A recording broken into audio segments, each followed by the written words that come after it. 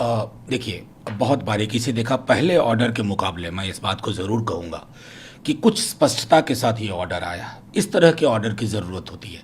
Phase wise non containment zone में phase wise activities को, जैसे शॉपिंग मॉल, स्कूल कॉलेज के लिए अलग फैसला, मेट्रो के लिए अभी कोई फैसला नहीं।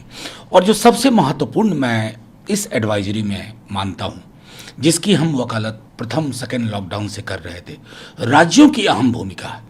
राज्यों को ये स्वायत्ता दी गई है कि वो अपने स्थानीय कारकों के, वायरस के वहाँ के चरित्र के अनुरूप, स्प्रेड के नेचर के अनुरूप किस एक्टिविटी को अलाउ करेंगे, नहीं करेंगे, ये महत्वपूर्ण है।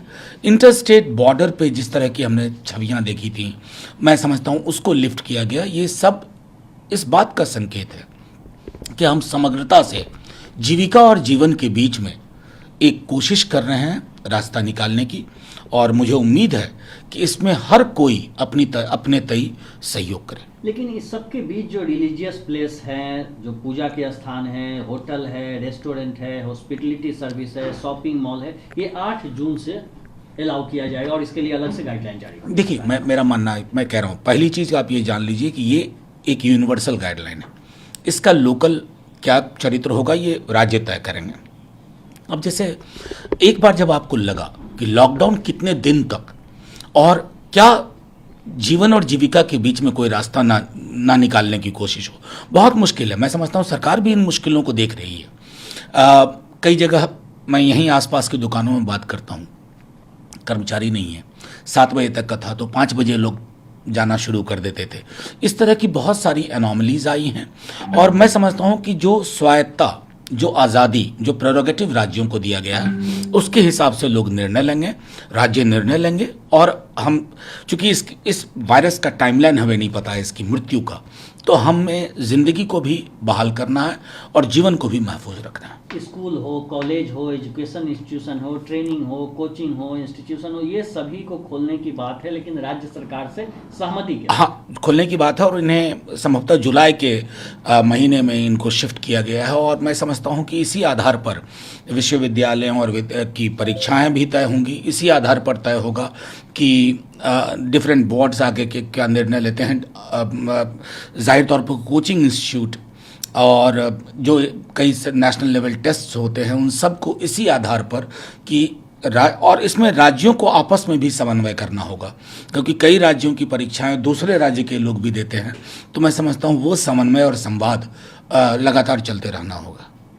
और दूसरी तरफ जो मूवमेंट है इंडिविजुअल का, वो सख्ती से पालन किया जाएगा। 9 बजे से 5 बजे तक, मैंने 9 बजे रात से लेकर 5 बजे तक वो प्रोहिबिटेड होगा देश में। देखिए, मैं एसेंशियल कमोडिटीज को छोड़, मैं समझ रहा हूँ कि ये पहले 7 से 7 था, अब उसको रात 9 से सुबह 5 तक किया गया है। जाहिर तौर पर राज्यों और केंद्र के बीच में संवाद हुआ होगा, क्योंकि राज्य और केंद्र के बीच लगातार 2 दिन से ये कवायद चल रही थी। मैं समझता हूँ उसकी परिणति इस तरह के निर्णय में हुई है, और जाहिर तौर पर ये वैज्ञानिक आधार पर लिया गया।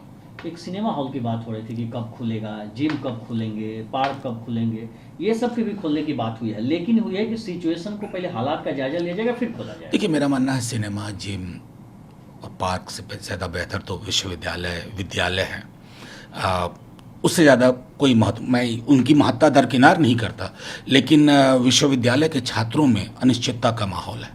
एक बार राज्य और केंद्र फिर इस पर संवाद करें, और क्योंकि इसको लॉकडाउन 5 नहीं कहा जा रहा है, कई लोग सोशल मीडिया पर लिख रहे हैं अनलॉक 1, तो उस दृष्टिकोण से भी, और मैं इसमें कोई गलत नहीं मानता कि जो मैं बार मैंने कहा कि आजीविका और जिंदगी दोनों के बीच में रास्ता निकाल। और एक मेरा आखिरी सवाल है कि जो पेटिशनर हैं, उनका कहना है कि स्पेशल सीबीआई कोर्ट को जो बाबरी मस्जिद डेमोलिशन केस है उसको बंद कर देना चाहिए, इस पर राजनीति भी बंद कर देनी चाहिए। देखिए, न्यायालय में क्या चीज बंद हो, ये न्यायालय का फैसला होना चाहिए।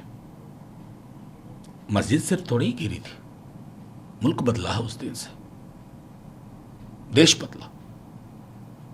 कई लोग हैं, 92 के बाद आप देश भर में लिखे गए राजनेताओं के कथन को देखिए, आर्टिकल्स देखिए, संविधान की प्रस्तावना पर 2-4 काली छींटें पड़ी थी।